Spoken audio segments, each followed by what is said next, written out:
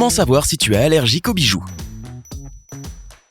Il existe des tas d'allergies différentes, qu'il s'agisse d'un aliment, d'une plante, d'un médicament, d'un animal domestique et j'en passe. Mais tu savais que tu pouvais développer une allergie à quelque chose d'aussi inoffensif que les bijoux ? Alors, comment savoir si tu fais une allergie aux bijoux ? Et si c'est le cas, y a-t-il un moyen d'y remédier ? Reste connecté pour le savoir. N'oublie pas de t'abonner et d'activer la cloche des notifications pour nous rejoindre du côté sympa. Il n'est pas rare d'avoir une allergie. Tu as probablement entendu parler des allergies très courantes aux arachides ou aux fruits de mer.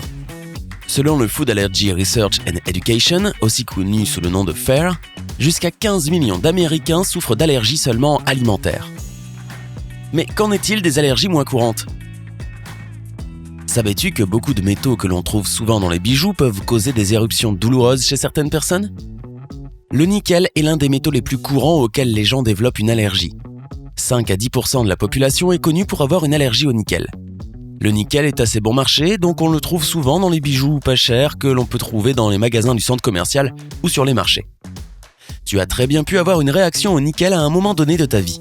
Tu ne t'es probablement pas rendu compte que c'était à cause de ce métal, d'autant plus qu'il est souvent recouvert d'un métal différent comme l'or ou l'argent. Avec le temps, cette couche extérieure s'estompe, c'est là que le nickel entre en contact avec ta peau. Mais le nickel n'est pas le seul métal qui peut irriter la peau. Même un métal aussi précieux que l'or peut provoquer une vilaine réaction chez certaines personnes. Comment savoir si ta peau est irritée par le nickel ou par une autre forme de métal ? Après avoir porté un collier ou une bague faite d'un métal auquel tu es allergique, tu peux remarquer une rougeur ou une éruption cutanée rugueuse là où les bijoux ont touché ta peau. C'est un peu comme la réaction que tu aurais si tu étais entré en contact avec de l'herbe à puce. Il est facile de différencier cette éruption d'une autre, causée par une autre allergie, tout simplement parce qu'elle apparaît exactement là où se trouvait ton bijou. Donc, tu as remarqué une éruption cutanée qui démange à cause d'un bijou que tu portais. Qu'est-ce que tu peux faire pour y remédier ?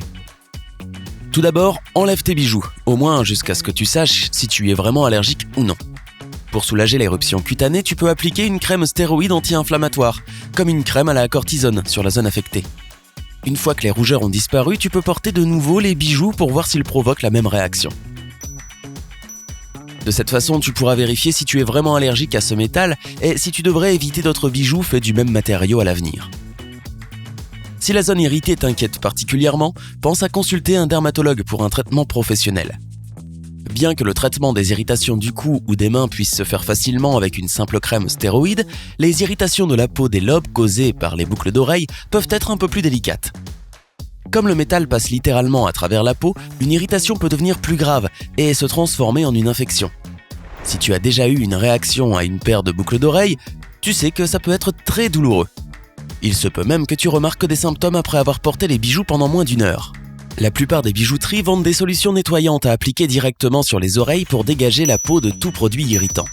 Et comme pour toute éruption cutanée, il est préférable de consulter un dermatologue pour voir si tu as développé une infection ou non.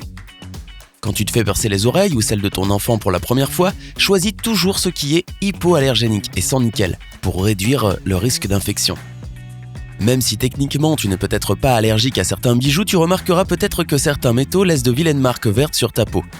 Le cuivre et le laiton sont typiquement les coupables de cette coloration de la peau. Bien que ces marques ne soient pas des plus dangereuses, elles ne sont pas très agréables à regarder. Non, sauf si tu aimes le look du géant vert. Le cuivre est assez bon marché, donc comme le nickel, on le trouve souvent dans les bijoux fantaisie pas chers. Quand le cuivre s'oxyde, il fonce et laisse une couleur verte sur ta peau. Plutôt gênant, non ? Si tu as déterminé le type de métal auquel tu es allergique ou si tu veux juste éviter le métal bon marché qui rend ta peau verte, comment savoir quels métaux tu peux porter en toute sécurité ? Il n'y a pas de réponse simple à cette question. Tout dépend du composant auquel tu es particulièrement sensible. Si tu es allergique au nickel et tu sais maintenant qu'on le retrouve partout, tu peux simplement chercher des bijoux qui portent l'étiquette sans nickel.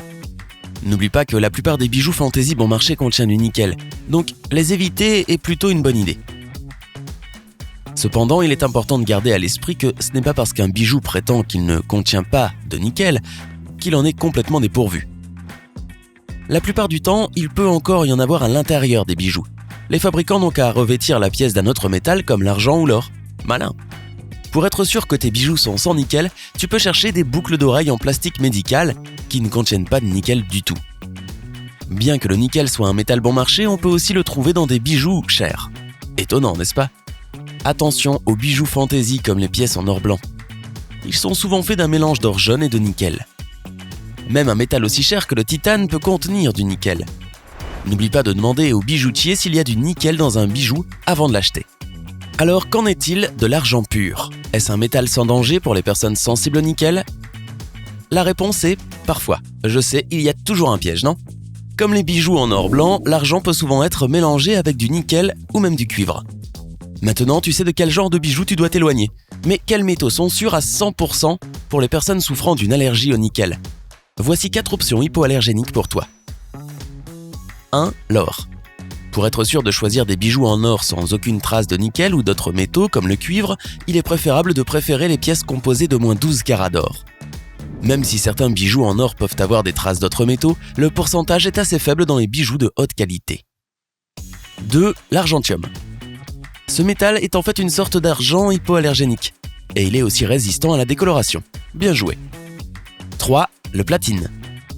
Il y a une raison pour laquelle les bijoux en platine ont tendance à coûter plus cher. Ce métal de haute qualité est hypoallergénique et ne contient jamais de traces de nickel. Et il ne laissera jamais une de marque verte sur ta peau non plus.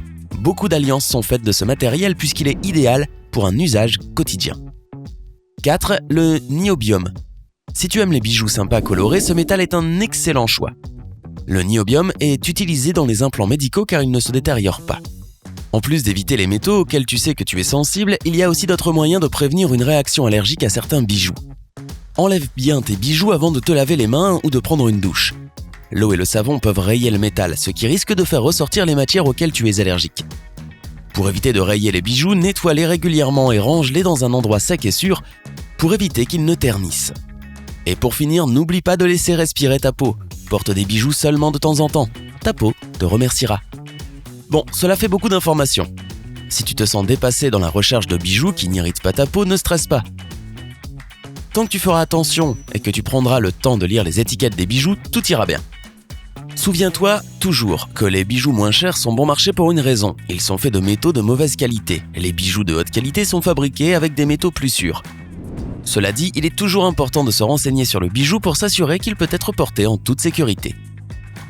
Alors, et toi, as-tu des allergies aux métaux ? Dis-nous tout dans les commentaires ci-dessous.